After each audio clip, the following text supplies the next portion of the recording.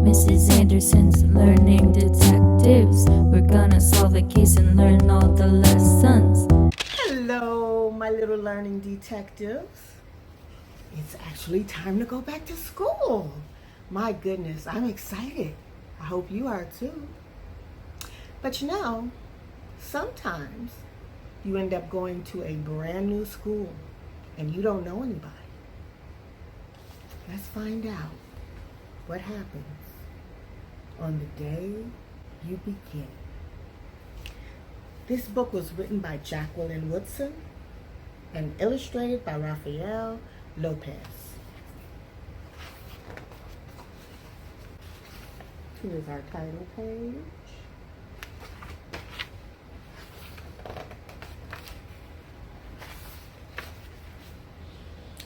There will be times when you walk into a room and no one there is quite like you.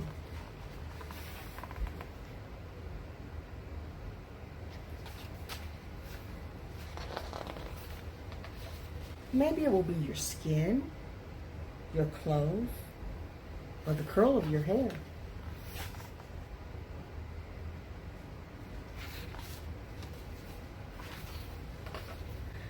There will be times when no one understands the way words curl from your mouth, the beautiful language of the country you left behind.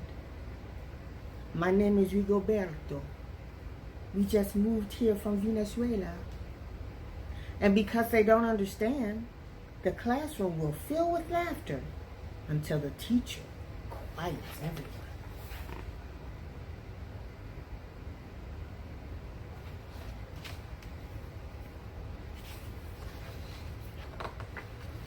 Rigoberto from Venezuela. Your teacher says so soft and beautifully that your name and homeland sound like flowers blooming, the first bright notes of a song.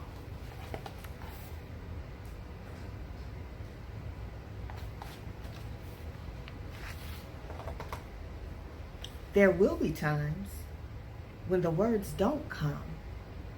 Your own voice, once huge, now small. When the teacher says, "What did you do last summer? Tell the class your story." "We went to France," Shayla says. "The shells came from a beach in Maine." A boy named Jonathan holds out a jar filled with tiny shells so fragile they look like they'll turn to dust in your own untraveled hands. "My whole family went to India, Spain, South Carolina." Each souvenir a small triumph of a journey, their travels going on and on.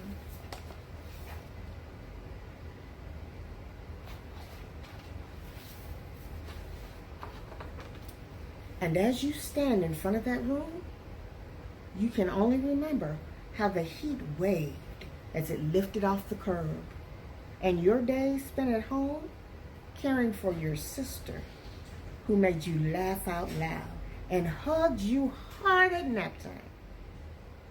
You can only remember the books you kept on reading long after she had fallen asleep. And in that room, where no one else is quite like you, you'll look down at your own empty hands and wonder, what good is this? When other students were flying and sailing and going somewhere.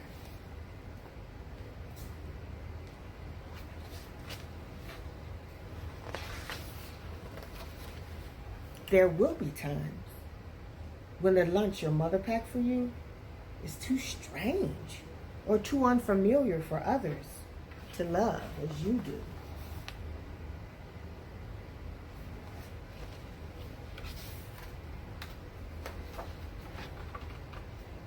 When even your own friend Naja will wrinkle her nose and say, "What's in there anyway?" And you'll wonder how she doesn't see the rice beneath the meat and kimchi. You'll wonder why she doesn't remember that rice is the most popular food in the world.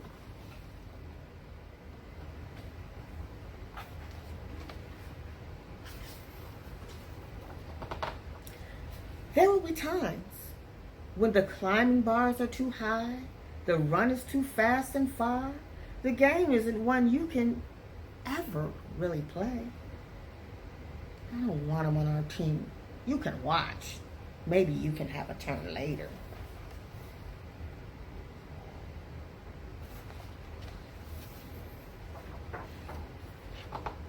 There will be times when the world feels like a place that you're standing all the way outside of.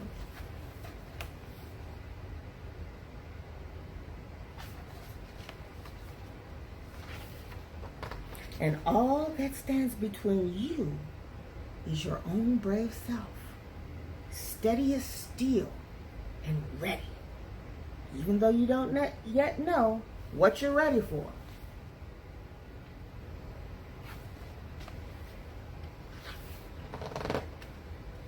There will be times when you walk into a room and no one there is quite like you until the day you begin to share your stories. My name is Angelina, and I spent my whole summer with my little sister. And you tell the class your voice stronger than it was a minute ago, reading books and telling stories. And even though we were right on our block, it was like we got to go everywhere.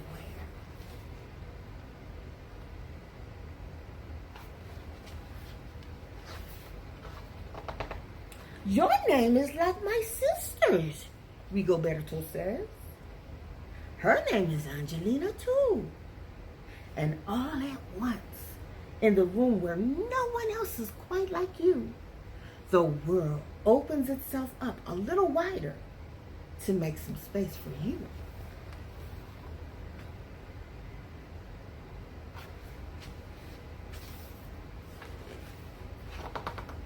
This is the day you begin to find the places inside your laughter and your lunches, your books, your travel, and your stories, where every new friend has something a little like you and something else so fabulously not quite like you at all.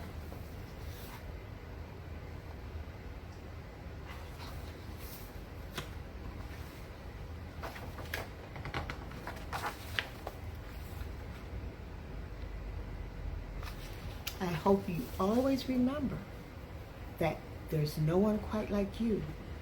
You're special and perfect just the way you are.